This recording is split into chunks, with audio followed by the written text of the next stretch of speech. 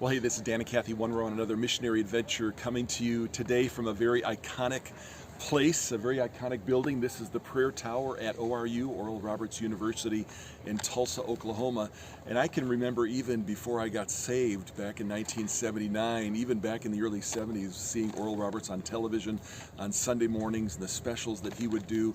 And this was really a humble man used by a very exceptional God, our very exceptional God, to change the world for millions of people around the world. And so he was born in 1918, not very far from Tulsa, came from a very poor family.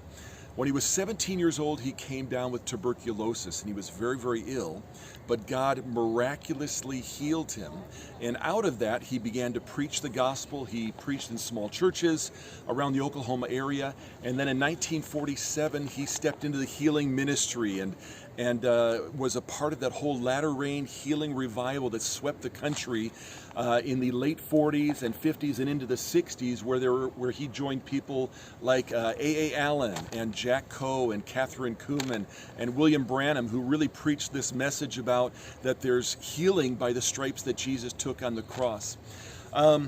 It's really exciting that at ORU right now they have 4,000 students.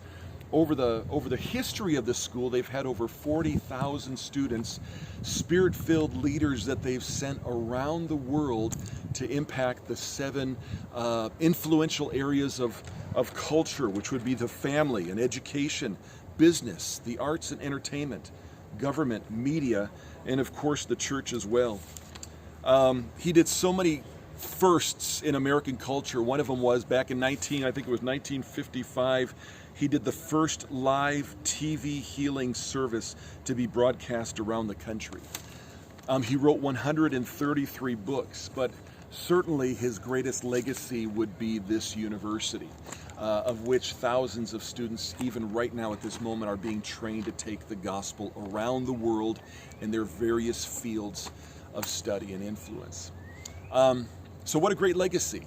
He died several years ago, but the legacy, the heritage of his life continues. And when the Lord told him to build this college, when the ground was broken in 1963 and they had their first class in 1965, when the Lord gave him this vision about building this school, this is what the Lord said to him. Listen carefully. The Lord said, "Raise up your students to hear my voice, to go where my light is dim, and my voice is heard small, and my healing power is not known, even to the uttermost bounds of the earth. Their work will exceed yours, and in this I am well pleased." So we're thankful for people like Oral Roberts that God used in a tremendous way to touch millions of lives, countless lives around the world. But his legacy lives on in people here today who are being trained to do that very same thing. So my last thought that I want to share with you is, what is the legacy that you're leaving so that after you're dead and gone, people will remember you by this? What's your legacy? Amen. Well, until next time, this is Dan and Kathy One-Row on another missionary venture, reminding you that it's worth it serving Jesus. Be the one, leave a legacy for the next generation. Remember, subscribe to the picture down below. God bless. Bye-bye.